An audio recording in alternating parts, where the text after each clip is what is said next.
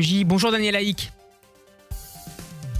Bonjour Steve. Et merci de nous rejoindre. Vous êtes notre correspondant en Israël, journaliste également à Studio Qualita. Daniel Haïk, je voudrais que vous nous éclairiez sur ce qui se passe au sein à la fois du cabinet de guerre et du cabinet de sécurité. Quelles sont les différentes forces qui peuvent faire pression sur la décision finale de Benyamin Netanyahou, notamment sur la question de la riposte à apporter à cette attaque massive de l'Iran? Eh bien écoutez, Steve, là c'est très clair, les choses ont été déterminées hier soir. Le cabinet restreint pour la sécurité nationale a mandaté un cabinet de guerre réduit, à savoir composé de 3 personnes, le Premier ministre Netanyahou, le ministre de la Défense Yoav Gallant et le ministre Benny Gantz. Ce sont les 3 hommes qui vont être habilités pour décider d'une riposte, de l'ampleur d'une telle riposte. Tout cela a été voté à une majorité au sein du cabinet restreint pour la sécurité nationale, avec l'opposition farouche, on va dire, mais minoritaire, des 2 membres de l'aile droite de la coalition gouvernementale, Bezalel Smotrich et Itamar Ben-Gvir. On a vu Miki Zohar il y a quelques minutes critiquer une éventuelle réponse trop faible. Il faisait suite à un communiqué de Benny Gantz. Est-ce que ça peut avoir un impact malgré tout, malgré cette décision d'hier soir, sur les choix qui pourraient être faits et aussi sur l'avenir de cette coalition ? Alors d'abord, il semble acquis que la réaction, la riposte israélienne ne sera pas immédiate. Il est possible qu'elle prenne du temps, comme a pris du temps, on va dire même la riposte, la réaction des Iraniens. Il est possible que ça prenne encore quelques temps, quelques jours, et que cette riposte, cette réaction soit, on va dire, plus audacieuse que massive, on va dire. Peut-être que, vous savez, à de multiples reprises dans les confrontations, l'armée israélienne, ou même plus spécifiquement le Mossad israélien, ont on va dire éliminé ou torpillé des projets, en particulier liés au nucléaire iranien. Et on se souvient de certaines opérations particulièrement audacieuses, de l'élimination de certains savants ou de l'élimination de certains officiers particulièrement audacieuses. On s'en souvient même par exemple à travers une Jeep qui était télécommandée. L'élimination de Morcel Fakhrizadeh, l'ingénieur en chef du programme nucléaire. En chef.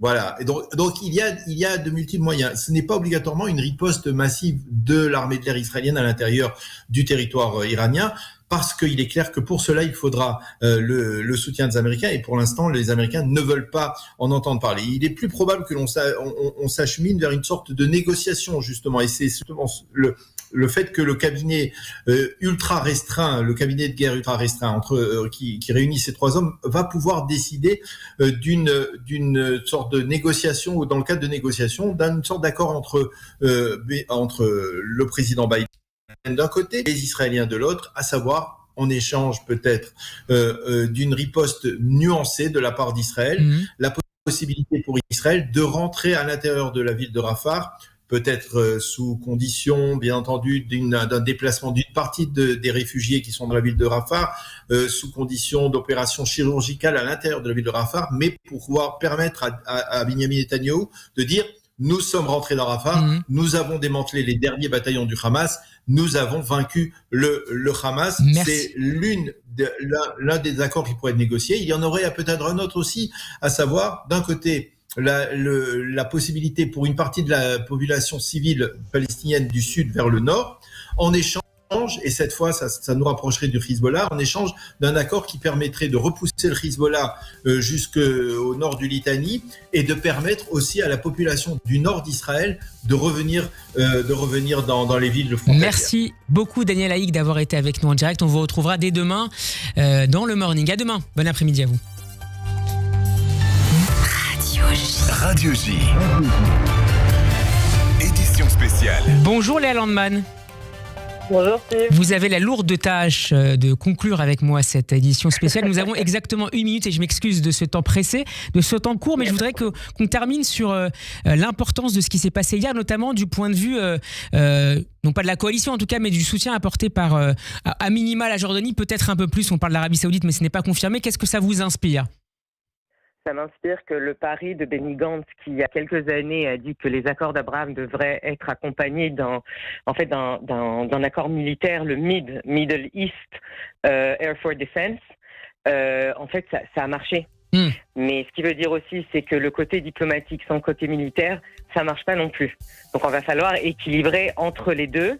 Et à ce moment-là, il va falloir comprendre ce que cette coalition potentielle dont parlent les Israéliens maintenant, qui leur paraît plus attirante, plus attrayante que de taper fort sur l'Iran, en tout cas pour le moment, ce qu'elle va valoir et comment elle peut tenir. C'est court, c'est clair, c'est précis. C'était Léa Landman. Merci beaucoup Léa d'avoir été avec nous. Pardon pour ce temps plus limité que prévu. Bon après-midi, à jeudi pour Géopolitique le Mag.